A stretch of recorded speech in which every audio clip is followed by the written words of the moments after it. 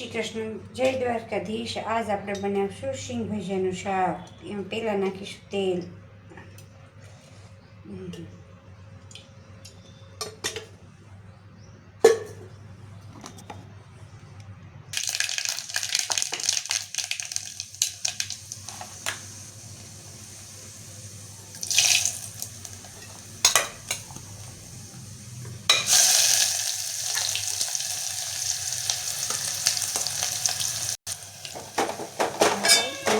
ચડી જાય તો હલાવશું।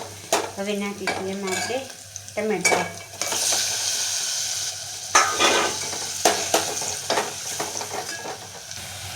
હવે આપણે સિંગ ભજીયા માટે મસાલો બનાવશું। 2 ચમચી લીધું દહીં, એમાં નાખશું હળદર, એમાં નાખશું લાલ મરચું, એમાં નાખશું ધાણા જીરું પાવડર ને હવે નાખશું થોડું મીઠું।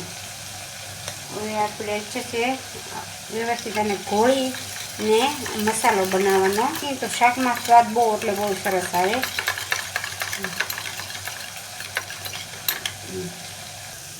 હવે આપણે ટમેટા એકદમ મેશ થઈ ગયા છે, જોઈ શકો છો। હવે આપણે આ મસાલો બનાવ્યો છે, મસાલો નાખશું।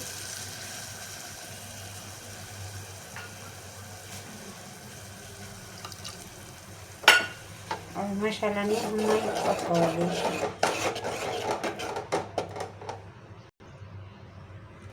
જ્યાં લગન તેલ છૂટું આમાંથી ન પડે ત્યાં લગન આપણે હલાવતા અને એને પાકવા દેવું।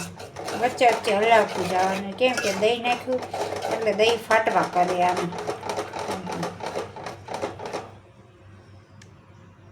હવે આમાં નાખીશું સિંગ ભજીયા।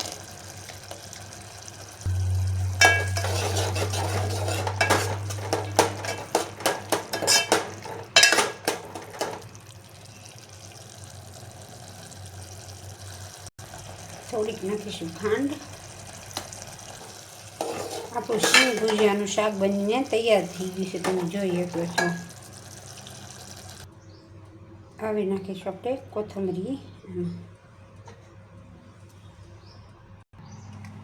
હવે આપણે શાક નાખીશું બધે। આપણું સિંગ ભજીયાનું શાક બનીને તૈયાર થઈ ગયું છે। તમને મારો આ વિડીયો ગમે તો લાઈક, શેર અને સબસ્ક્રાઈબ કરજો અને કોમેન્ટ કરજો।